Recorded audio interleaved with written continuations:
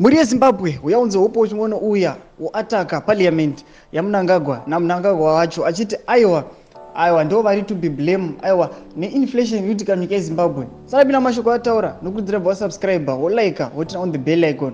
Tombochana mabdisa nokupa pano pa Z News Live. Notano pa X ndo paikonyera chiti the Zimbabwean government is very funny. It says that it is concerned by the sharp rise in prices, and the sharp rise is caused by its huge taxes that it imposed on products and businesses. At the same time, we have the regime propagandist peddling lies that inflation projection is at 190%, quoting an IMF document which uses the discredited Minister of Finance figures.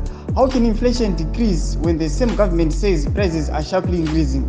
Muri Zimbabwe ndo mashoko anoitwa na Hopewell chimwono achivhura hombe zvake ataura kuti aiwa vari kukonzeresa inflation ndivo vari vemugovernment vanotaura kuti aiwa tikuda kuzama kuiredusa asi variwo vanotokonzeresa inflation nokuincreasa tax inofanira kupeyiwa aiwa nemacitizens. Muri Zimbabwe ndo mashoko anoitwa na Hopewell chimwono aya tiudze mafungiro enyu aiwa notaramberi achitoti aiwa ndo mapropagandist iva vanotaura malies vachinyepera vanhu. Ndo mashoko ataurwa na Hopewell chimwono. Pine comment section medu kutiudze mafungiro enyu. Sanga no subscribe, like, notina on the bell icon.